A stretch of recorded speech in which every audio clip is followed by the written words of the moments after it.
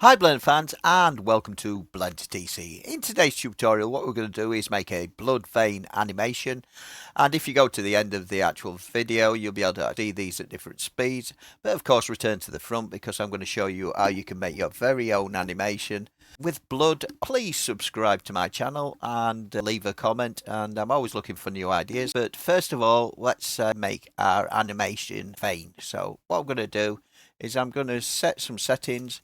So we got 500 in there because I'm going to have my animation happen over 500. And let's have a look at some of the actual things we need to enable. So in fact, we'll go over them in a bit, but let's have a look. There's a few things that we need to set up in here. And one's time stretching. So the old's 100. We're going to change that to 500.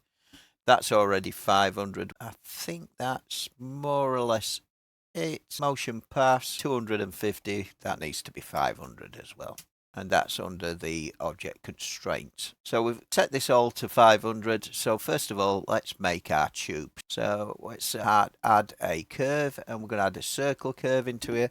Now scale this up nice and big because we want this to be quite a big tube, and I'm just going to scale it just like that. So it's a big circle. Pressing the tab key will take us into edit mode, and if we right click we can subdivide and subdivide to your heart's content, so we can make this pathway. So you don't want any really big bends, but if you enable proportional editing up here, we can just then select a point, press the G key, select a point. I'm in edit mode. G. That's working. Sorry, Control Z to undo that. G to actually move it, and then what we'll do is increase our influence ring. Like I say, you don't want any really sharp curves in this because it will just distort your animation. You try it and you'll see what I mean. So I'm just going to move this round just so it's got some different bends in there like that. And so that's up. That's now make this one down. Like I say, the less that it distorts, the better it is. And G, and the more smooth it is. I'm just going to add some more subdivisions to this. So just a subdivide, just like that. So we've got our pathway there. So first of all, what we want to do is start renaming things. So we call this the main collection because we're going to be using a blood collection as well for our animation. So we've got the breezer circle, and we'll call that path because it's going to be the path that the camera goes down. So that's at the bottom there. We've got a light in the center of our scene because there's always a default light, but we'll just leave it for now. And we've also got the default cube. So what we're going to do now is make our camera follow this pathway. So click on your camera, and then in constraints, we're going to add a constraint, and we'll do follow path. Now, because the actual camera, follow path, and then animate path. And we've got to select the target path, and there we have it. And as we can't see our camera, and the reason we can't see our camera is because it's right up in the air there, and that's because the actual camera is offset. So we go into here and we set its location to 0, which then puts it onto our path, and as you can see our camera's on our path. And if we start it going through, because we set these settings on our animation, it should take 500 frames to travel. It started somewhere around here, so we'll just let it go round just to show you how it works. Now, if we zoom in on our camera, you can see it's just pointing in one direction. It's not following our path. So what we're going to do is add in another thing, which is called an empty. And I'm going to use the sphere because I usually do that as my target for usually use it as the target. And if I just move it to one side, you can see it just there. Control Z because it's underneath the cube. So we want that to follow our path as well. So add a constraint, follow path. And now what we'll see is if we look through our camera, we can't see it, and then put path. So we're looking through our camera. Let's see if it appears at all. And as you can see, it's not there. So it's just animate the path. So now what it's doing is going in the same place as the camera. So if we just pause the animation, go and think, as you can see, it's just going at the same place as the camera. So then we need to offset this just so it's in front of the camera because we want our camera to look at, well, we want it to look where it's going. So we're going to make the camera look at our empty. just there. I'm just going to change its name. I'm going to call it camera target. So instead of targeting the path, I'm just going to switch that off, switch it off again, start again. So add object constraints, so follow path, and then make it the path. There you are, offset it so it's in front of the camera. Now let's do that again. So select the camera there, add the object constraint, and the object constraint is track to, and we want it to track to our camera target. And as you can see now, it's looking at our ball camera target. So we've done that and we've made this. So let's just make a tunnel now. So Shift and D just to duplicate our path again. Always hit the left mouse button before you move the path, because if you move it, it'll move to one side and you'll have to press Ctrl Z to change it. So in this path here, we're going to rename this and we're going to call it the vein, because it's going to be our vein. So we click on the smiley face down here and we go into geometry, and we need some thickness to our vein. So I'm just going to set it to there, just like that. And what we're going to do now is look through our camera, and as you can see, we're going round our pathway. So that's it. We've made our vein already, but it's not got much detail. So let's just add some detail. The vein's got no colour at the minute, so made it a red colour, and it's still quite very plain, and it's just a pink mess, if you know what I mean. That might be what you want. The reason that we can't displace it yet is because it still thinks it's a curve. So we've got to convert this before we can displace it. So let's just do that now. So with your tube or vein selected, what we need to do is convert this into a mesh. Right, so we've converted it into a mesh now, so it's no longer a curve. So your little smiley face has vanished from down here. So now what we can do is add in, let's look for displace. And now the displace has actually appeared, so we can put displace. And as you can see, it's a big chunky mess. So if we change that to 0.02, then it's hardly making a difference. 0.05 makes it a little bit fatter. But what it's done is created this texture here. And what we can do now is add a new texture to this, because we want our tube to have some ridges on it and things like that. And we can do that. It defaults to image and movie, but what we'll do is go into marble. So I think that looks quite good. But as you can see, it's a bit distortion. It looks more like a intestine at the minute. So let's go down to here. And what we're going to do is select Verona Crackle. And that's a bit better, but it's still too strong. So let's go into here and we'll change this down to 0.02, 0.01, and let's have a look through our camera again.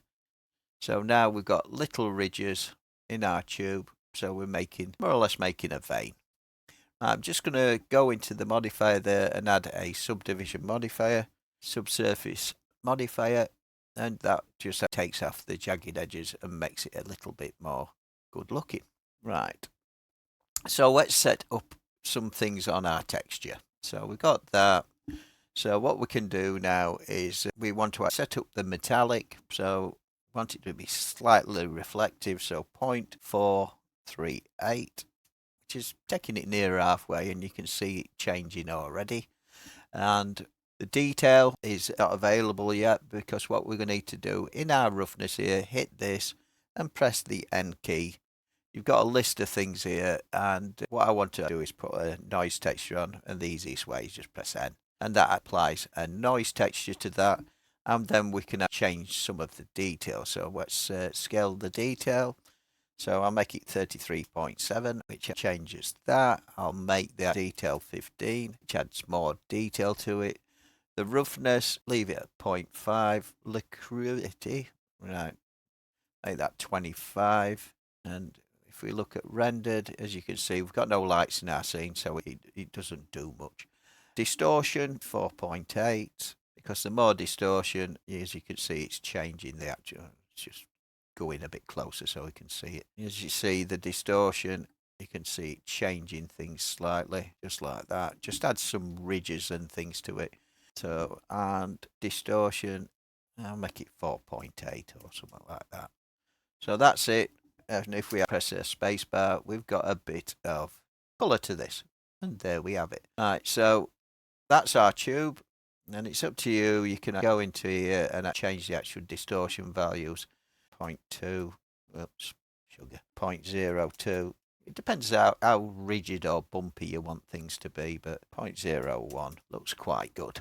So if we look from the outside, we can see our vein is created. So next thing, well, in fact, let's just do some different changes first.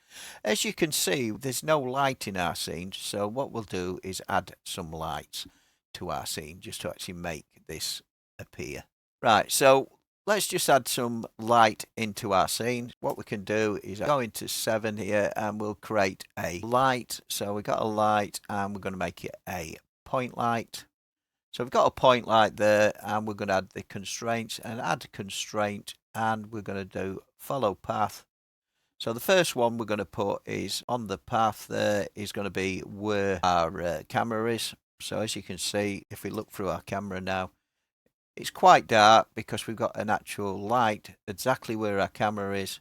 If we go into our light here, we can change this to 100, and as you can see, it's starting to light up our scene. Now that's a backlight, and you can offset this in your constraints, so you could put it in front there, and we'll move it into the distance just round the corner. So that's our first light, and then we can shift and D just to duplicate that light, just like that, and then we can move one closer to us, and then shift and D again, and just move it. I think I moved the light outside the tube, to be honest, then by accident. So I'll just Control and Z just to put it back there. So just duplicate this, Shift and D. So you've got to actually press your left mouse button to fix it. Click on the actual light, Shift and D. As you can see, then it's there, and we'll just move this one back until that's around the camera area. So we've now got behind the camera, so it's just adding a bit of ambient light. So if now we go into render mode, we're in render mode, and we can actually look down at our tube, and I think we might need a light right in the foreground. So if we go to the point light that's right in the front, let's wait until we've actually got so we can see the darkness in the front there. What we can do now is Shift and D just to duplicate this one more time. Shift and D, left click to actually fix, and we can move this round the corner just like that. Now all these lights, they're white at the minute, so I believe, yep, they are. So what I'm going to do is actually change them all to a red colour, just to actually make it a bit more ambient. So just change them all to red, but you can change them to any colour you want, depending on the mood of your scene. Because this is supposed to be a blood vessel, I'm just going to make them different variations of colour, but mainly on the red spectrum. Change the last one. Put it in the distance, it's like a orangey colour, and there we have it. Right, let's start setting up the blood cell. So we'll go back to our cube like that. So I did that by hitting the full stop, which actually takes you to your blood, and we'll scale this down by 0.5. Add a colour to it, we'll rename this to be blood colour, and we'll make it red. So at the minute it's red, so let's just go on this just to make it a little bit more clearer. So we got it red there, and what we need to do now is make our blood cell. So scale this in the Z by pressing Z and Z, and then because we've changed the actual size of this, we're going to press Control and A, rotation and scale. There we have it, and what we can do now is add a subdivision modifier. So hit the spanner or wrench, subdivide. So in the search there, you can find it, but you just press S and it fetches it to top of list. 1, 2, 3, 4, and I'm just going to shade auto smooth this. So we've got our blood vessel there, and we'll make it a similar colour to, in fact, let's just add a dimple in the top of our blood cell. So let's just do that first. So I'm just going to apply that modifier there, the top one, which then gives me the geometry. And if we go on points, we select the point on the top. Pressing 7 makes you look from the top. You've got point, line and face, and we just select the point there. And if we press Control and 7, we can select the bottom point if we hold the Shift key down, just like that. Like I say, if proportional editing is not already applied, you actually hit it up here, which is little target, And what we can do now is scale in the Z. And what we're looking for is a ring, because yes, what we've got there, that's your influence ring, and it's controlled by your mouse wheel. And I'm just going to take it down to there. And then if we scale in the Z, we can make a dimple. I'm just going to keep scaling it in the Z until I just see it pass through itself, and then take it just back a little bit, just like that. So we've got a dimple on either side, so already it looks a lot like a blood cell. But we'll add a distortion into this. So add D, so not distort, I want to add a displacement modifier into this. And we want to take this down to point, in fact, take it down to 0.02, because we want to make it quite bumpy and things like that. So with our blood cell selected, let's just start changing some of the things in the, we've got material 1, which is the tube, but might work quite well actually. And then, of course, what we can do, in fact, we'll change, in fact, we'll create a brand new thing. So we'll call this 0 blood. Take the metallic up, take the roughness down, press the N key. I'm going to add a noise texture to it again, and just pick something that you quite like the look of. You increase things and decrease things just until you think it looks quite interesting. And I might change, get a specularity on this as well, just to get a pinky hue. See, that gives it a greeny hue, that gives it a pinky hue. And it's just like a transition between the two colours. So there you have it. And of course, we can put a new texture into this. And what we can do is, in fact, we'll try something else. Marble. No, we've done marble, haven't we? So look at Musgrave. Looks quite good. What happens if we put it into a crackle? And again, that's quite good actually. So what we can do now is we'll select that, add another modifier, and add a subdivision modifier. No, I don't like it. So let's change it to the actual Fiona crackle. In fact, let's change it to, I quite like that. So that's our blood cell created. It's just a bit too fat, so I'm just going to scale it in the Z just to make it a little bit thinner. Right, so we've created our blood cell there, and what we can do now is we can actually, I wonder if it's normal. I'm just going to go into shade and just look at something. What happens if we put the colour into the normal? Ooh, that's very weird. That factor into normal. Anyway, I think our blood cells got enough detail already, so I'm just going to go back into layout. And what we can do now is we've altered the size of it a bit, so we'll enable scale and rotation, and we'll duplicate it 4 times. But before we duplicate it, like I said, this wants to be in its own collection, so I'm just going to rename it blood cell. Always good to name things in your scene. And we've got the main collection there. I'm just going to create a new collection down at the bottom here, and I'm going to call it blood cells, like that. So we've got that there, and we've got the blood cells. And what we can do now is move them into our collection. So, whoops. So go to the blood cell and move it into blood cells. And we're going to duplicate this, Shift D 4 times. So I want a little bit variety in our blood cells. Let's just move that one just to one side. Alright, so I'm just going to rotate these, rotate and rotate on the Y. So they're all at different angles. And so what we can do now is going to press the tab key, and we're just going to change the shape of them because you've got proportional editing still enabled. If you press the G key, you can just actually, that one's done, do that one, G, I'll just move that one down, and as you can see, I'm making like a twist. Different variations on the shape of these. You can play around with this for hours. Just take that one down and this one down. Don't know if blood cells are different shapes, but I'm sure somebody out there knows. They might be all identical for all I know. And I might be just doing something wrong, but just take the centre of that down as well. So we've made our 4 blood cells in our blood cells collection. So we've got our 4 blood cells. So now what we need to do is go into here. In fact, now what we'll do is add a cube, add a mesh, and add a cube. Right, this one we're going to call it our emitter. And of course, we don't want it to be, we need it to be in our main collection. So I'll move it into main and then click on main, because most things are going to be in our main collection. So what I'm going to do now is make this follow our pathway. So we'll go into wireframe just so it's easier to see things. Add an object constraint. Because its location is already 0, we can just put follow path. And we can just put path, and you see the square vanish into our tube there. And I'm just going to scale it up so it's nice and big. Press Ctrl and fix rotation and scale. And I forgot to do it on all of these, so I'm just going to click on these and fix rotation and scale. So if we now look through our camera and go on render mode, as you can see, we're inside this cube. Which is not very good, but we're inside the center of the cube because it's put it at the same point as the camera. So what we need to do is go onto our cube, and we're going to call this a target cube. In fact, no, we're going to call it an emitter. So that's the emitter.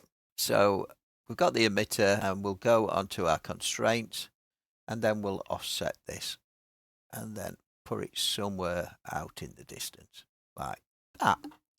So now we'll see the actual cube appear at some point, I'm sure, as we change direction. As you can see, it's appearing.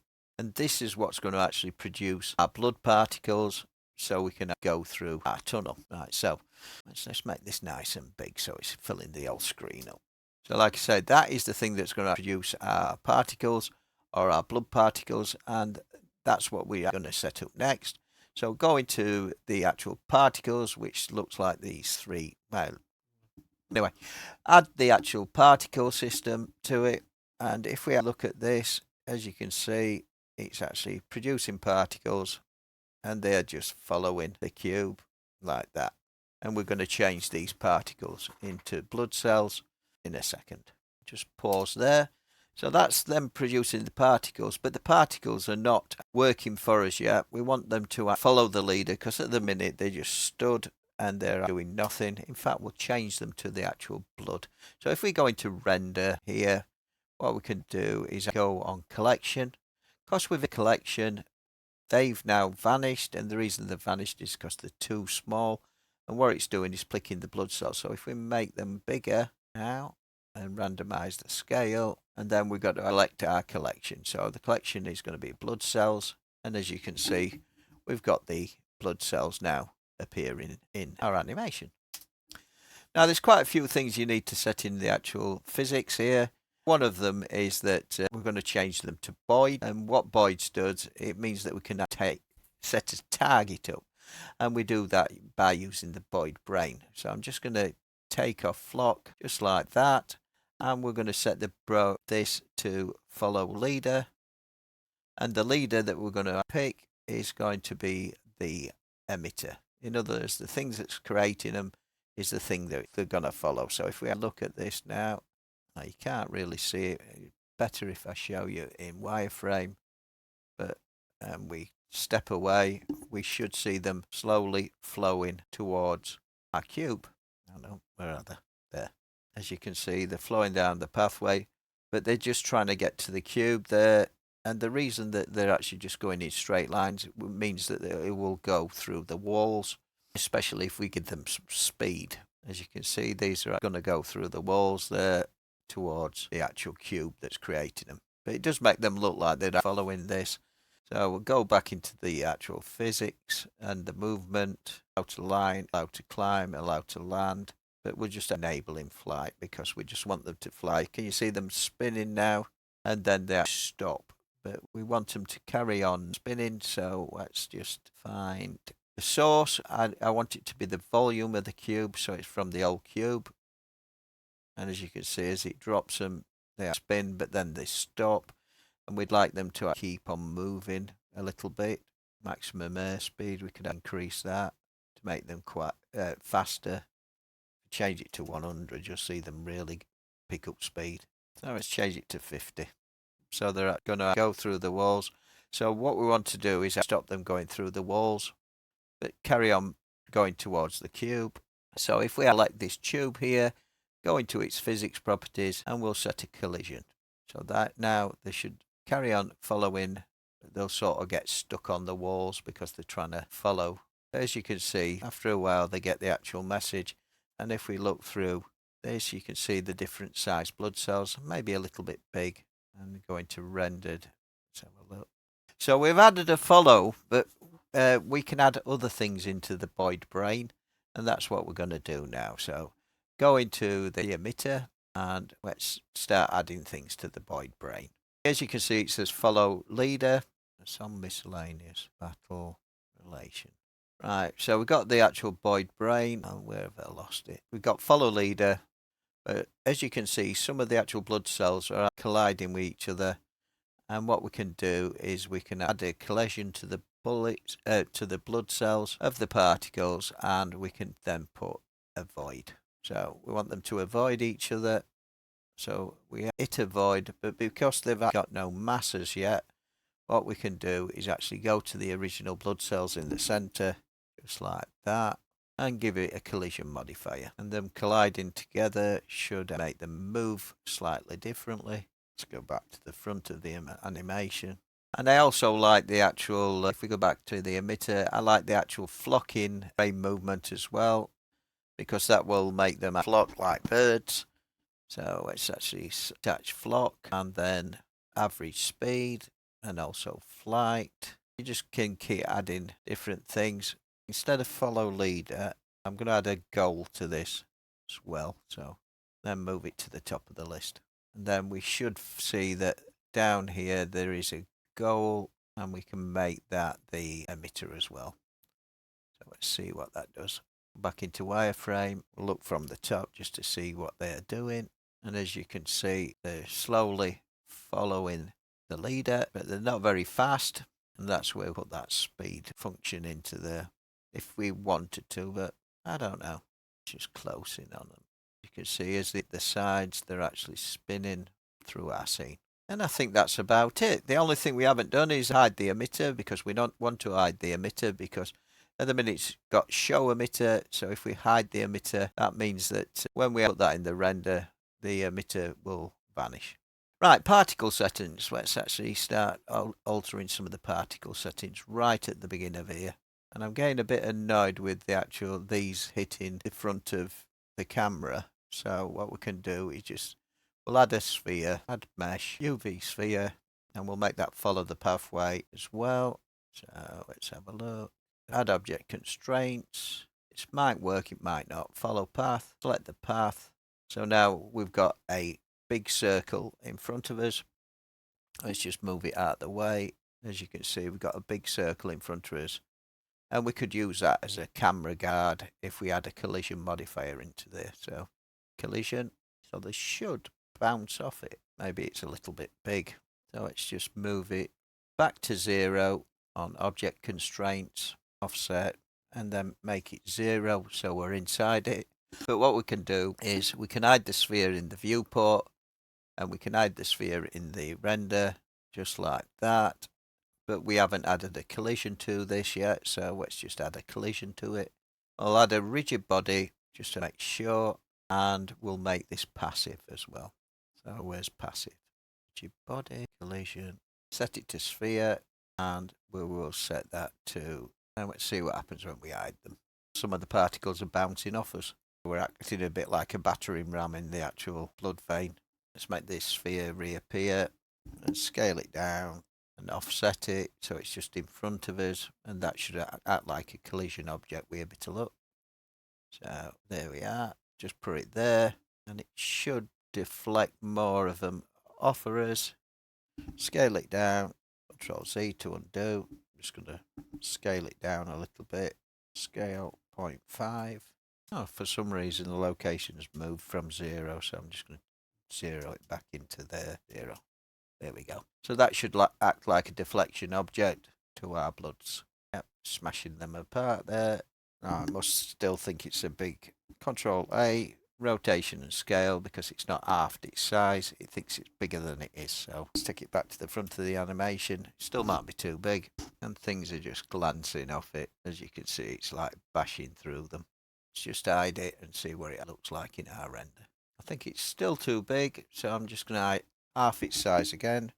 So scale 0.5, and it seems to keep wanting to move it every time you scale it down a bit. So that's just a quirk of Blender. So now we've got a little ram, press Alt and rotation and scale. So take it back to the front of the animation, and now it should just act like a deflector. Might have to make it nearer to the camera. Seen anything? There's something crashed into it. and we'll take it forward of the camera. So in the relationships, it's going to take it closer to us.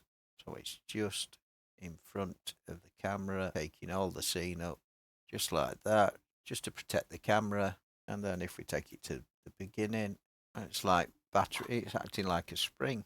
Sometimes you have this happen from time to time, and you've got to actually tweak things on the actual collision modifier. So we've got collision there. So let's make its friction down to 0. So things should slide off it now. And dampening, take that to 0 as well. Thickness, 0. And let's see what that does to the animation. That's it. Things are sliding off it more now. So it's just keeping our camera freer. Oh, we got a blood clot. Maybe his blood cells are just too big.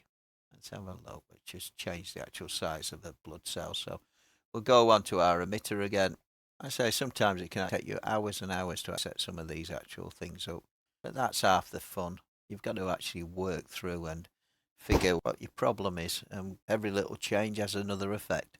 I'm looking for the render because that's where they start shutting some of these down because it's in a bit. There's the render. So let's make them 1. So the blood cells are a lot smaller now.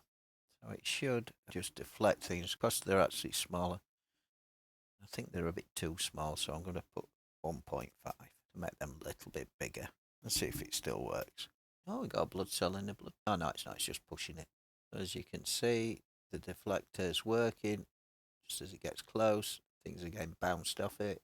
You got the boid brain allowed to land. There's something missing here, and it just doesn't look quite right. So close down the emission, close down the cache. The last thing you do before you render this is you actually bake the cache. I wonder if we checked the gravity to 0, what effect will that have on it? Because now we've got no gravity working on things. Things are moving a bit more dynamically. I suppose I could have added a force field, maybe do that at a different time.